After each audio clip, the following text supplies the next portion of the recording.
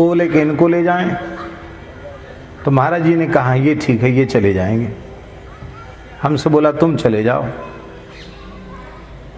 तो दास ने महाराज जी से प्रार्थना की कि महाराज जी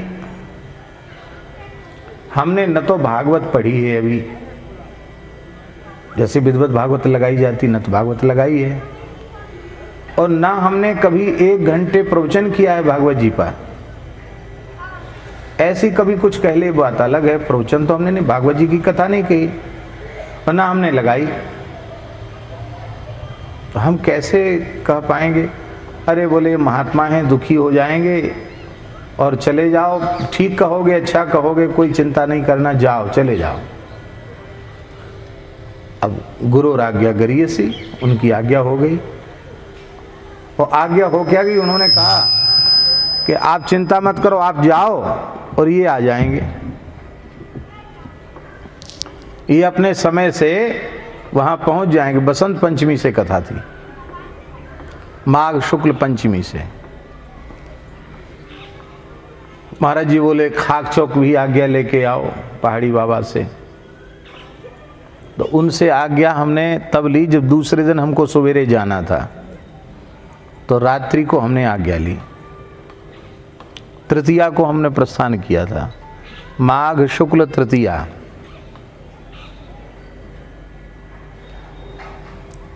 तो द्वितीया को शाम को हमने महाराज जी से पूछा, पहाड़ी बाबा महाराज से, महाराज जी ऐसे ऐसे महाराज जी की आज्ञा हुई है, जयपुर एक कथा के लिए जाना है, आप आज्ञा दें। तो बड़े सिद्ध पुरुष, बड़े फक्कड़ महापुरुष थे।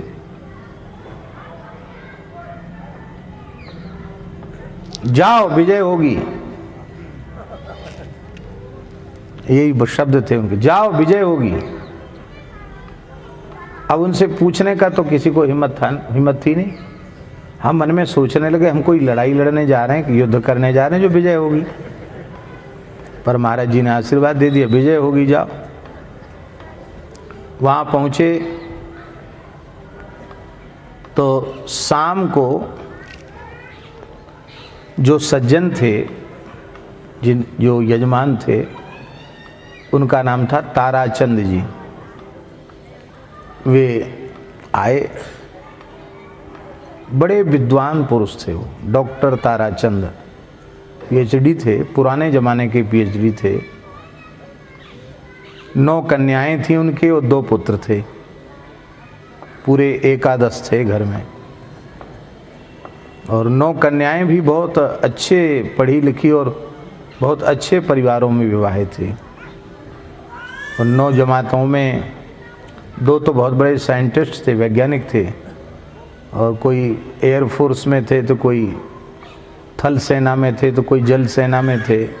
अच्छे अच्छे सब अधिकारी वर्ग के लोग, बहुत अच्छे लोग थे। वे आए, बुजुर्ग से थे। आकर के उन्होंने कहा कि हम तो सुन रहे थे कि कोई बूढ़े महात्मा हैं, वो कथा करने हैं, तो बालक आया। वो 1993 में हमारी ये दाढ़ी मूछ भी नहीं बढ़िया से आई थी, नेक नेकरे खा रही होगी। तो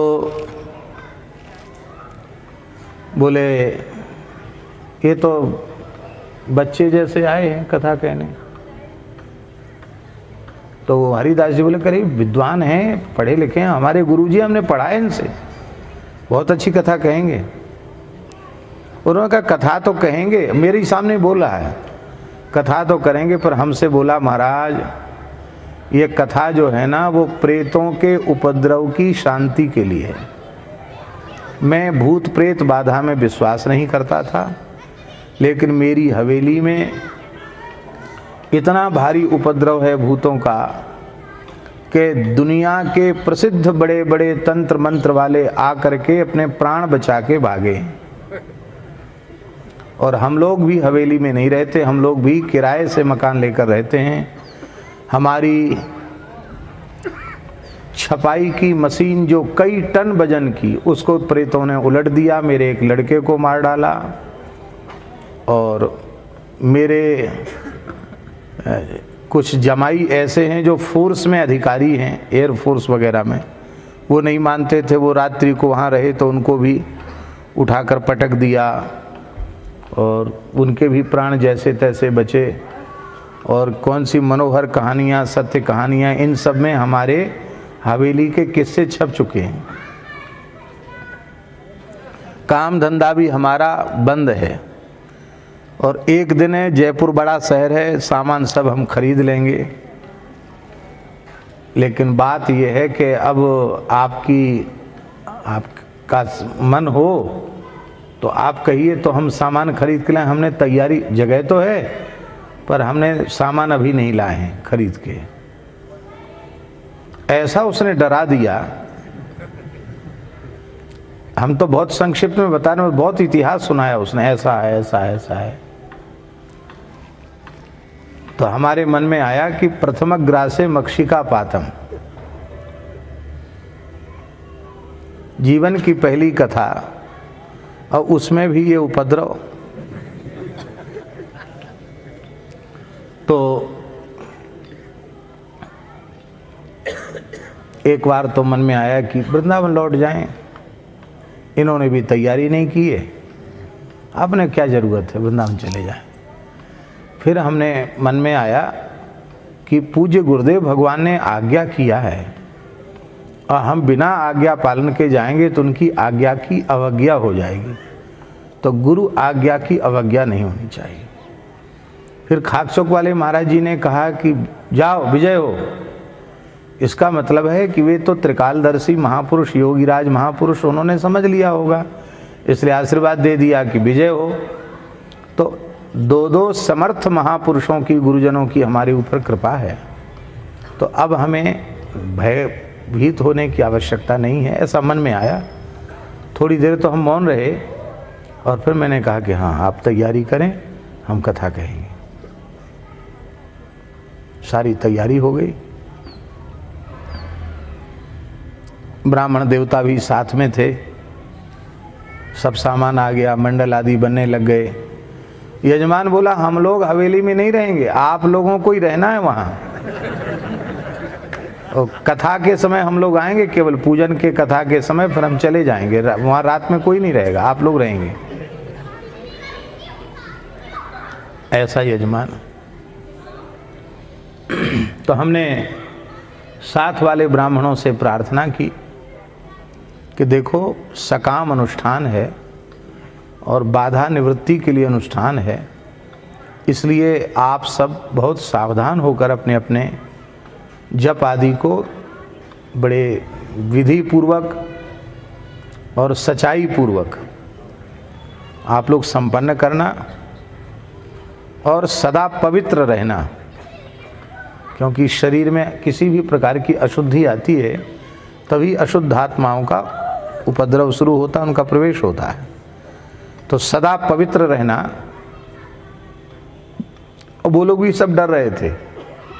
एक पंडित जी थे जो आज कर्मकांड कराने आए थे, वो तो कह रहे थे कि हम तो रात को ही जा रहे हैं। बोले हमें प्राण थोड़ी देने, हम तो घर जाके अपना शादी ब्याह नहीं हुआ था उस समय उनका, बोले हम तो घर जाके शादी ब्याह करेंगे, हमारा मरमरा गए तो बड़ा बुरा होगा। एक गृहस्थ ब्राह्मण थे, वो उधर जयपुर क्षेत्र के थे, वो तो रोने लग गए। बोले कहाँ से आके फंस गए यहाँ। देखो, आप भागने से कोई काम नहीं चलेगा, अब करो तैयारी। तो माघ शुक्ल चतुर्थी की बात है। सायंकालीन संध्योपासन करके, सर्दी का समय था, तो पैरों पर कंबल डाल करके हमारा जहाँ आसन था वहाँ हम टिक करके बैठ करके राम रक्षा स्तोत्र का पाठ कर रहे थे। संध्योपासन तो हो गया था। और ये राघवेंद्र दास जी और ये तो छोटे ही थे, सब लोग नीचे जा करके जहाँ कार्यक्रम स्थल था चौक में, तो वहाँ ये लोग सर्वतोभद्र मंडल आदि का निर्माण कर रहे थे। और भीतर भी ट्यूबलाइट जल रही, पूरी पत्थर की हवेली थी। और बाहर चौक में भी ट्यूबलाइट जल रही, दूसरी मंजिल पे थे हम क्यों? तीसरी मंजिल पे, तीसरी मंजिल पे हम थे। तो पहले तो बड़ी जोर की आवाज़ हुई, धम धम धम धम धम, जैसे कोई मकान बजा रहा हो। ये धम धम की आवाज़ कहाँ से आ रही है? आज सोच ही रहे थे तब तक कुछ अटपटी सी भयंकर सी आकृतियां ट्यूबलाइट के प्रकाश में, गिनती भी हम घबराहट में नहीं गिन पाए, लेकिन 10-15 तो होंगी अनुमान, पूरी जमात की जमात सामने दिखाई पड़ी। एक लड़का भी दिखाई पड़ा जो उनके ताराचंद जी के पुत्र से जिसकी शक्ल सूरत मिल रही थी। तो मुझे स्मरण आया कि उन्होंने कहा मेरा लड़का भी इसी में, मतलब अधोगति को चला गया है और वो भी इसी में है। तो पाठ कर रहे थे, लेकिन हम पाठ भूल गए, डर के मारे, डर से पाठ भूल गए। क्या पाठ कर रहे थे वही भूल गए। और माघ के महीना में शरीर में पसीना आ गया। कथा तो हम कह रहे हैं, लेकिन डर हर आदमी को लगता है। तो उन आकृतियों ने भीतर प्रवेश की कोशिश की, लेकिन पता नहीं किस अज्ञात शक्ति ने उनको भीतर जाने से रोका। ऐसे लगता था ऐसे ही हुआ, फिर ऐसे हो जाते हैं, जैसे कोई धक्का देता है ना, ऐसे 2-3 बार ऐसा हुआ। इसके बाद उनमें से एक आवाज आई, हम आपका कुछ नहीं बिगाड़ सकते, हमको यहां से जाना ही पड़ेगा। जब ये आवाज आई तो मैंने पूछा कौन हो? तो उन्होंने कहा कि हम लोग अधोगति को प्राप्त आत्माएं हैं। और कहाँ रहते हो? तो उन्होंने कहा यहाँ इस हवेली में नीचे तह खाना है, उसमें हम रहते हैं।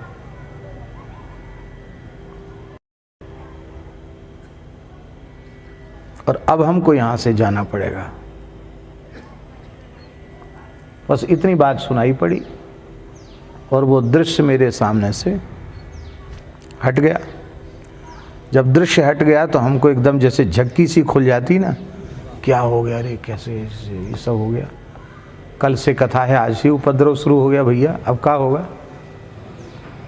तो मन में आया कि यहाँ अकेले नहीं बैठना चाहिए, जहाँ सब लोग हों वहाँ चलना चाहिए। तो सीताराम सीताराम बोलते हुए हम तीसरी मंजिल से उतर के जहाँ ये लोग नीचे वाली मंजिल पे कर रहे थे वहाँ हम आ गए। तो इन लोगों ने, वो एक योगेंद्र जी थे पंडित जी, उन्होंने पूछा, ये योगेंद्र जी नहीं, दूसरे योगेंद्र जी सीतापुर वाले। तो उन योगेंद्र जी ने पूछा कि आचार्य जी जो थे कर्मकांड वाले, उन्होंने पूछा कि महाराज जी कैसे आ गए? तो हमने उनको कहा कि ऐसे ही संध्योपासन हो गया, वहाँ अकेले क्या करते, इसलिए आप लोगों के पास आ गए। क्योंकि हम बता देते कि अभी ये तमाशा हुआ है तो ये तो बीच में ही छोड़ के पहले ही भगने के लिए तैयार है, तो भग ही जाते। इसलिए हम उस बात को छिपा गए, बताया नहीं। सवेरे वह व्यक्ति आया, आयोजक। उस व्यक्ति ने कहा कि आप लोग रात्रि को ठीक से रहे? हाँ ठीक से रहे, कोई तकलीफ नहीं? कोई तकलीफ नहीं। बोले महाराज ये पहली घटना है इस उपद्रव शुरू होने के बाद कि एक रात्रि कोई मनुष्य इसमें रह पाया है, यहाँ कोई नहीं रह सकता था। आपको कुछ भी नहीं यहाँ दिखाई पड़ा। तो हमने कहा कि एक बात बताओ, यहाँ तहखाना है कोई? तो बोला तहखाने का रहस्य केवल मैं जानता हूँ और मेरा लड़का जानता है, और कोई घर में नहीं जानता। ये पुरानी स्टेट के ज़माने की राजाशाही हवेली है, हमारे पिताजी ने खरीदी थी और हम लोग ठीक से इसमें रहे। पर हमको किसी ने बताया कि इसमें कुछ भीतर है। भीतर है का मतलब माल पानी। तो बस वो जैसे ही हमने खोदा है नीचे, और उस तह खाने के खुदते ही ये उपद्रव शुरू हुआ। उसमें क्या था कि उसमें उनको कुछ मिल भी नहीं पाया। हुआ क्या कि राजाओं के ज़माने में कुछ लोगों को, मतलब वो दंड में, मृत्यु दंड में मार करके डाल दिया गया होगा, वो सब अधोगति को थे, ऐसा था कुछ। तो ऐसा कुछ कर दिया होगा कि कोई बांध दिया होगा, कुछ कर दिया हो, जैसे ही वो खुला द्वार के घर में उपद्रव शुरू हो गया, ऐसा था। तो बोले महाराज आपने तह खाने की बात बताई, मैंने फिर पूरी घटना उसको सुनाई। बोले हाँ बिल्कुल सही है, और रो करके कहा कि अब हमें विश्वास है कि हमारा कष्ट दूर हो जाएगा। ठीक, अब वो कथा सुनने बैठे, संगीत तो था ही नहीं, सीधी सीधी कथा थी, 2 समय की कथा, 6 घंटे कथा कहनी थी। पाठ करने वाले मूल पाठ अलग कर रहे थे। तो मंगलाचरण तो हमको याद था, जन्माद्यस्य यतः, वो मंगलाचरण तो हमने कर दिया। इसके बाद बिल्कुल भूल गए कि अब प्यारे भाइयों बहनों क्या कहें, कुछ नहीं कहें। और इतने मतलब डर सा लगा कि हमको पसीना सा आ गया, अब क्या कहें, बाँच के सुनाएं क्या कहें। तो पहला अवसर था ना कथा का, उसके पहले कोई तैयारी नहीं, पढ़े ही नहीं भागवत जी। महाराज जी की कथा जरूर सुनी थी, वैसे कोई भागवत जी नहीं पढ़े थे। तो सहसा पूज्य सदगुरुदेव भगवान श्री भक्तमाली जी का ध्यान किया और एक चौपाई मन ही मन बोली, श्री गुरु पद नख मणिगण ज्योति सुमिरत दिव्य दृष्टि ही होती। बस ये चौपाई मैंने मानस जी की बोली मन ही मन, और महाराज जी के चरणों का ध्यान किया। सभी जीव विश्वास नहीं कर सकते।